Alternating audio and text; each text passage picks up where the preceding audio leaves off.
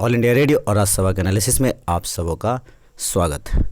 दोस्तों, आज जो मैं बात करने वाला हूं एक और टेक्निक के बारे में, यूपीएससी किस तरह से क्वेश्चंस फ्रेम करती है, कौन सी चीज़ें पढ़नी चाहिए।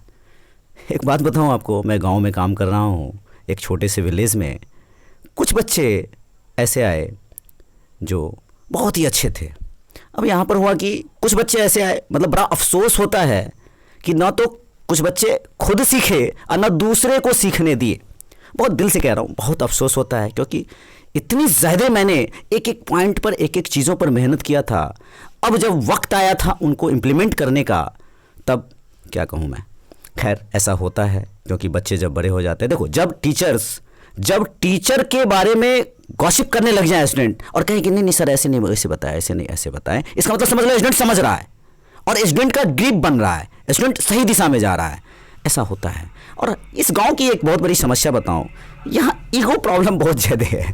मतलब ईगो इतना ज़्यादा है ना कि मतलब वो पुष्पा का डायलॉग है ना, तो यार इससे यूपीएससी नहीं निकलता है। अब देखो, मैं बताता हूँ, कुछ लोग बहुत सारे क्रिटिक्स करते हैं। मैं एक एक जो है एक्ट रटवाता था। 1935 का एक्ट हो, चाहे पिट्स इंडिया एक्ट हो, चाहे रेगुलेटिंग एक्ट हो। अब इसका क्या काम है, कैसे काम है, आप लोग घर पे बैठ के इसको करना। प्रीलिम्स बहुत इजीली होगा, मतलब ढंग से वर्क करना जरूर होगा। बस वही है कि बस बहुत अफसोस होता है कि सिखा नहीं पाया। यहाँ देखो, 1935 का एक्ट है। Which of the following act, इसका मतलब आपको regulating act, Pitt's India act, charter act 1793, 1833। Next देखो 1813 का एक्ट, इससे क्वेश्चन पूछा। यहां पर देखो 1919 का, 1919 का एक्ट, इससे क्वेश्चन पूछा। ये सब क्वेश्चन है यूपीएससी के। यहां देखो 1935 का एक्ट पूछा।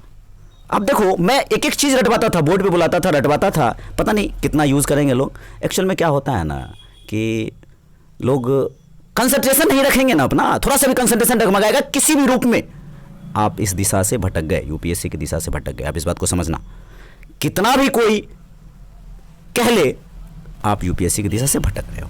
1919, यहां देखो मेरा स्ट्रेटजी कितना सही जाता है। 1919 देखो, 1919 थोड़ा सा और दिखाऊं आपको। हालांकि इस तरह से मैंने कल भी कहा था 50-60 टेक्निक मैंने बना रखा है। देखो 1919 सब अलग अलग है। यहाँ पर देखो 1919 मिला।